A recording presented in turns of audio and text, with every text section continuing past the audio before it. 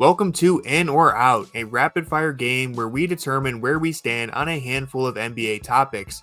I'm Tony Pesta, and joining me today is Corey Walsh for our return to the Cleveland Cavaliers agenda. The last few episodes of In or Out focused on rival teams and highlighted a few other great content creators, and I know everyone comes here for Cavs content, but please consider checking out those other videos. There's some great stuff there, and I think you'd enjoy it, but today, it's all about the Cavaliers, and we have a lot to talk about. So let's start here. Let's get the worst out of the way with the disastrous night in Miami. Corey, are you in or out on that game being an accurate representation of who this Cavs team is?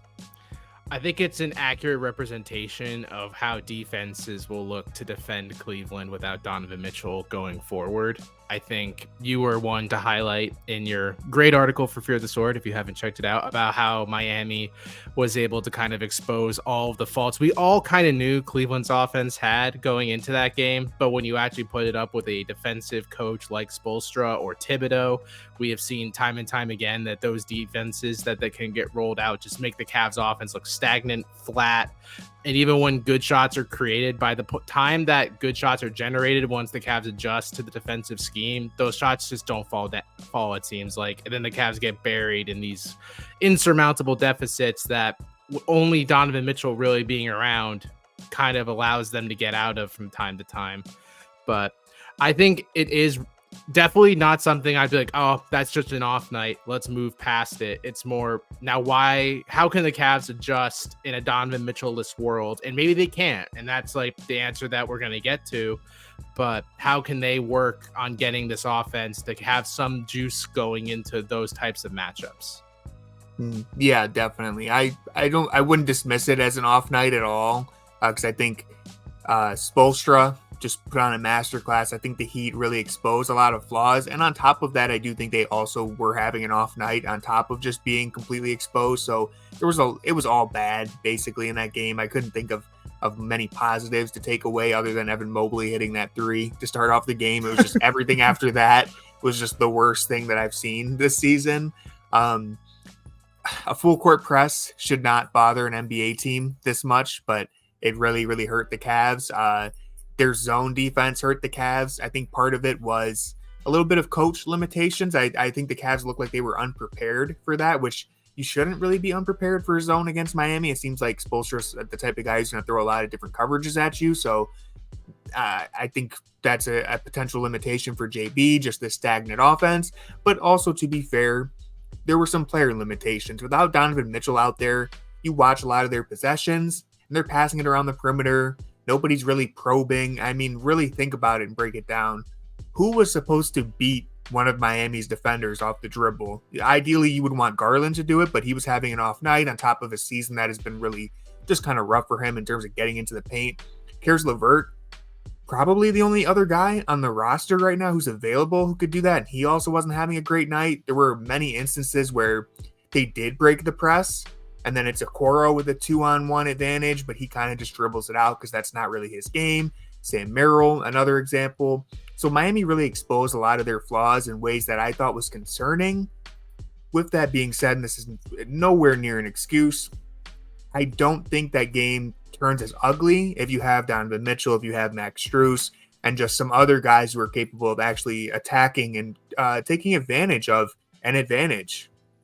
Yeah, it feels like, for every fault that we can give the Cavs in this injury plagued stretch, you have to also keep in mind that while, a team that as injured as the Cavs have been are going to have flaws, and the flaws are ideally addressed by a complete roster that's intact. And when the roster is intact, the flaws will become minimized, and this team wasn't built in the offseason to kind of withstand these types of moments. Like, for all the talk of how the Cavs are a deep team, depth is depth until your depth becomes your starters. And then when your depth becomes your starters, that isn't what they were valuable for. It wasn't that you were getting starter level production. You were just getting great supplementary production to your starters.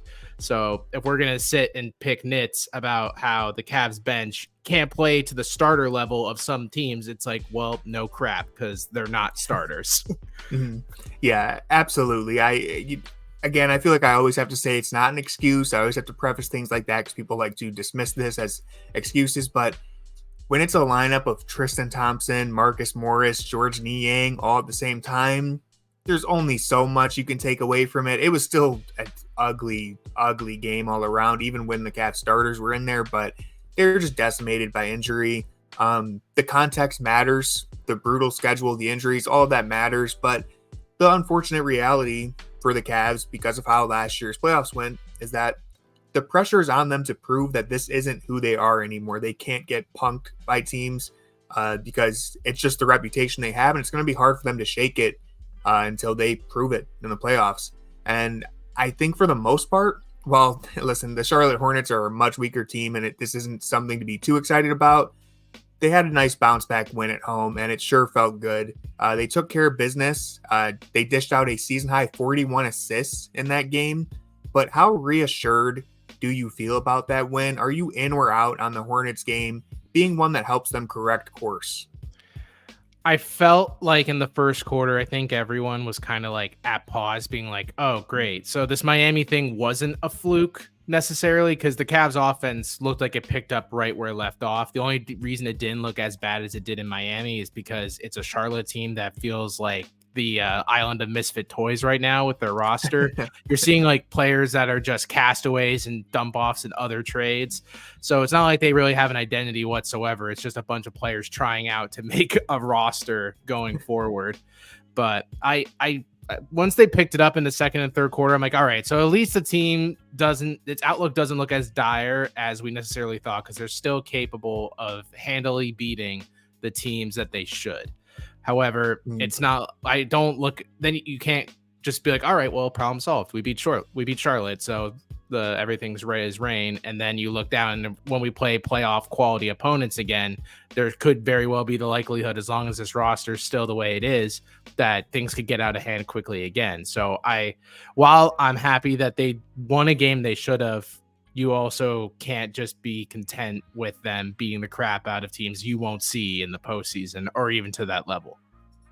Yeah, definitely. This isn't a win that just fixed everything, but as always, it just feels good to get a win, especially one where on the flip side of things, if they would have lost that game, the sky would have been falling and it would have been kind of warranted because, man, as you said, the Hornets, it's very different from Miami. And Miami's not a great team, but I talked about who on the Cavs were supposed to beat one of the Miami defenders off the dribble. Didn't really have to worry about that as much against the Hornets because Darius was getting downhill at ease. He also just looked like he had a pep in his step. I think it's kind of weird. You've really been able to see almost from the first quarter in every game this season, Garland either has it or he doesn't. He either looks kind of like himself or he looks like a shell of himself. And against Miami, he never really had it.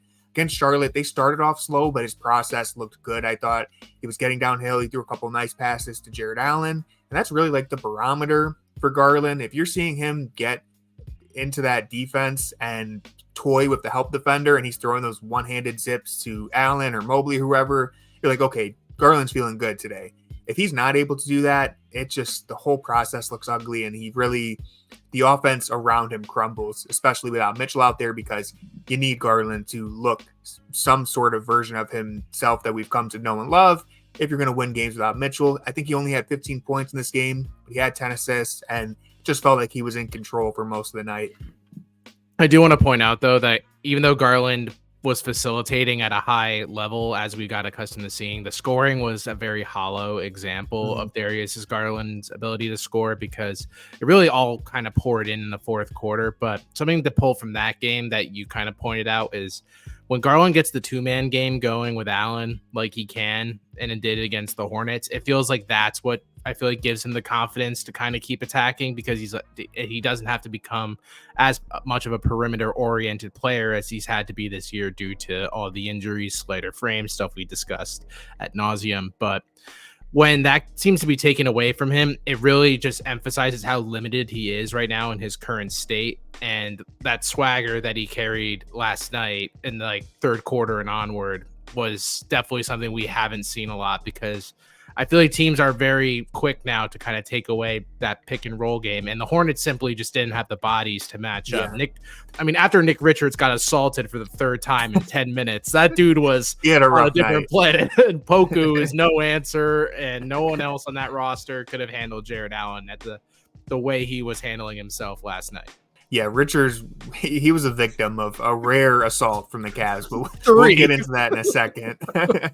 I thought we'll transition to that in 1 second here, because I thought overall, just to wrap up this segment, listen, again, it's the Hornets. They're not a great team. You don't want to take too much away from this game, but considering all the stuff going on with the team, picking up a feel-good win, it helps. It's a step in the right direction, and I thought overall the whole team, they played well. They looked solid. I've been excited the way Mobley looks on his way back. Allen had another strong game, but you know who really got the ball rolling for the Cavs in that game? Marcus Morris Sr., who was ejected from the game for delivering, I think that was the second assault on Richards at that point in the game. Yep. Just completed a flying elbow, basically. And the Cavs promptly went on a 24-10 run right after that. Marcus Morris received his first junkyard dog chain of the season, providing a spark. Corey, are you in or out on Morris being the tough guy that the Cavs needed? I think that he definitely, by default of being on this roster, is the toughest guy in the locker room. I mean, we've said before, this is like a very the bar isn't very high. Yeah, I mean, I think before this you would have to have said George Niang was it, and when I said that he only barks at refs, people were quick to like jump at me, being like, he talks to other players too. And it's like, yeah, but think about, like, you're a successful NBA player, and the player that's coming to talk shit to you is George Niang. Like, this dude barely can, like, physically is not an intimidating guy whatsoever. And Marcus Morris has the track record. So, and I feel like Rondo kind of did when he came in 2021 too, is that type of guy. And the players all seem to really resonate with Rondo. And Morris is definitely more of a tough guy than Rondo is in that aspect. But the junkyard dog thing, to me, I said to Tony before, I feel like it feels a little corny necessarily, because I don't feel like this was like a fist fight before. It was a rock fight of a game, not because of the animosity towards each other, but just because of the incompetence of the offenses that were on display at that time. But I get why they did it. You know, it's like, yeah, he was our rallying point, but also I didn't feel like it was like a turning the moment type thing. I think when I was watching, I'm like, there's no way you could really give that as a flagrant two. Didn't feel like it had the animosity behind it that most flagrant twos did. I think people were automatically being like, it's the Ron Artest to James Harden to the temple elbow from forever ago. I'm like, this is so soft in comparison, but I get why they did it. But yeah, no, I was kind of out on the junkyard dog. I actually felt like Mobley had such a good game that I would have given it to him. But, you know, you want to give it to Morris? Sure. Yeah, it was a good point you mentioned, because it wasn't like when Donovan Mitchell got ejected for shoving Dylan Brooks. That was like a very hard fought, like nasty game of them going back and forth, shoving and stuff. Morris just kind of out of nowhere. Apparently he was retaliating for something. I've seen a couple people tweet that there was like a really hard screen set before that. I haven't seen the clip, so maybe that's true. Either way, it did feel like it just kind of came out of nowhere. And I didn't really get the sense that like that sparked anything, but they did go on a run after, which might have just been coincidental. And I guess the most important thing, and the reason why I'm going to say I'm in, is because the players seem to resonate with Morris. He seems like this tough guy mentality has really started to rub off. There was in the Miami game, was it the Miami game? It must have been, because it was Mobley's first game back. He had a pretty nice dunk, and Marcus Morris chest bumped him. And I think that's the first time. I think Evan Mobley just discovered what that chest bump is in that moment, because he looked surprised. This is the first time in Mobley's Cleveland career that someone has chest bumped him, I'm pretty sure.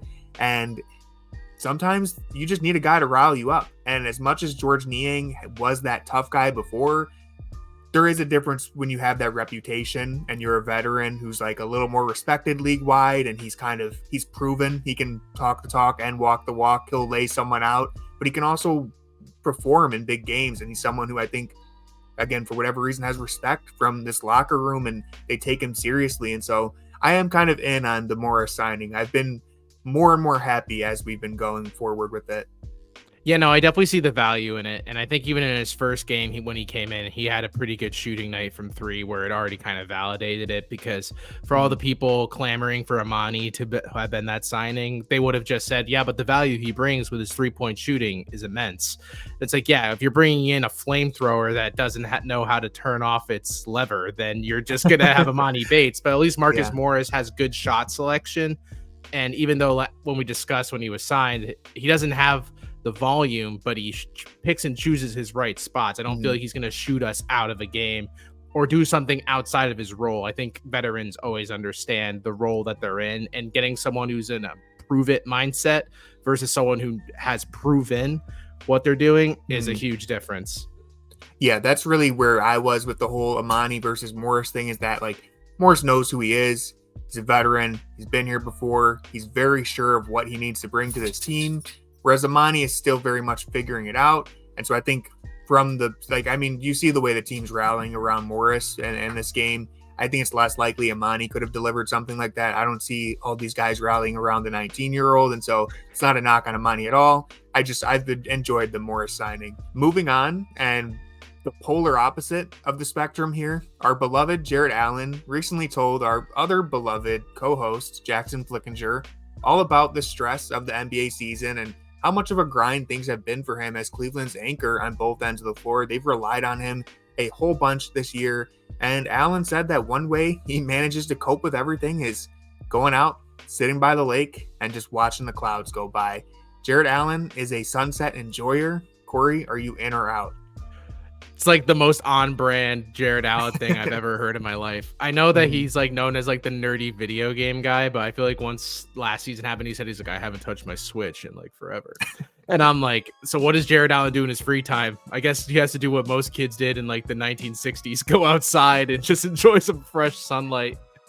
And I'm happy for the guy. I mean, I feel like something that's underrated about NBA seasons in general, especially this time, is like it's such a slog and a grind. It has to be like one of the most draining things ever. So finding any outlet for players to actually enjoy the life they live in like the months from like February to April are so important. So I'm glad Jarrett Allen's emphasizing mental health and making it so his life is a little enjoyable, as he's been like the kind of the backbone of this season. Mm-hmm. Yeah, people will joke and call Jarrett Allen soft, and this certainly doesn't help that agenda. But this is just a layup.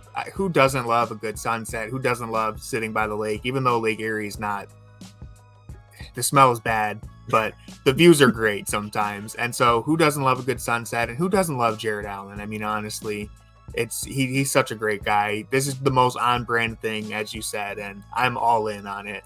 For those of you who want Jarrett Allen to do like tougher guy activities, like what do you imagine Jarrett Allen doing? Like going to get tattoos weekly? Like what do you want? We can rest assured that Marcus Morris won't be joining him for these sunset views. He's just got to stare at the wall or something, make himself mad. That chest bump, Mobley neither. He's a changed man now. Who else would watch the sunset with Jarrett Allen on this roster? Probably, I think Donovan. Darius, probably. I could see Darius being a sunset enjoyer. Dean Wade, yeah.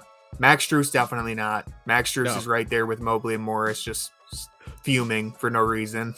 Moving on to our final topic, Georges Niang is someone who has caught a lot of flack from the fan base and the media. Even on this very show, we have been somewhat critical of Niang throughout the year, but I have to be honest, the man has been balling recently.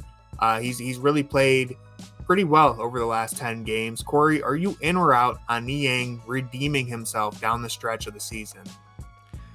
I feel like Niang is honestly been pivotal in these games that the Cavs have had a tough fighting chance in lately. And the thing that sucks about Georges Niang, not as a player, but just in general, you watch him play, and when his shots falling, you always feel like, oh, nice, at least one of our shooters is kind of on tonight.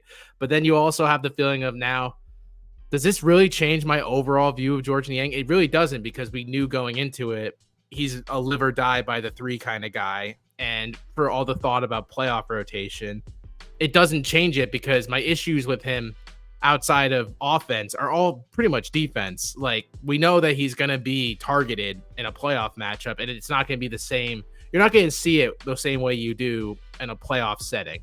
So as grateful as I am for George kind of, stepping up to the moment, I would happily be one to say that he has performed above expectation in this recent stretch.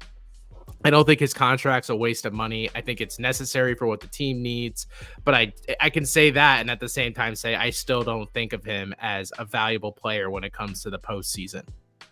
And that's going to be the question there, is if any of this can hold up in a playoff series when he is being hunted. For 26 straight games, I have to bring up the stat because I just found it funny. 26 games in a row, the Cavs result has mirrored George Niang's plus minus. So if he finishes as a plus, if he finishes as a positive, the Cavs won. If he was a neutral or a negative, they lost. So you could say G-Wagon, he makes the whole thing run. He has the engine that makes this team go in some ways. But in all seriousness, he has been shooting the lights out recently. He's at around 43% from downtown in the month of March. I think the new rules, kind of some of this leeway that he's gained from the NBA not blowing the whistle as frequently, has helped him on the defensive end. He's held up a little more sturdy than he probably otherwise would have, or as he did in the beginning of the season. And while I still don't trust him, and I'm still not quite sure if he's a net positive for this team, I think the scales are shifting a little bit in the sense that I think because of how bad he has been in stretches, I think the fan base and the perception of Niang has gotten a little too negative compared to what he has given us.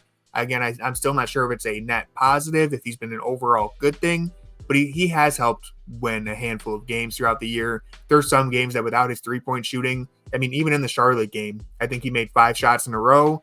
That really helped spark things when, other than Morris getting ejected, Niang helped spark things by being one of the only people who could score a bucket in the first half. So, again, I think the scales have shifted a little too negative. Whether or not you still are not in on Niang, I think we should be a little more fair in our evaluation of what he's given the team. Yeah, I think two things can be right at the same time. Like, you can say he's been very valuable for this stretch. The team wouldn't be winning the games that they've been winning without him. But at the same time, say, that being said, I don't know if this translates to playoff basketball. Like, you can say two things, and it's not trying to be like insulting. It's giving credit where credit's due, but still believing what you thought you believed. Yeah. Still highlighting those limitations, and while also trying to give him credit for when he does show up. So that's all for this episode of In or Out. As always, sound off in the comments with where you stand on every topic we discussed today. And if you have any suggestions for future segments, please let us know. With all that being said, go Cavs.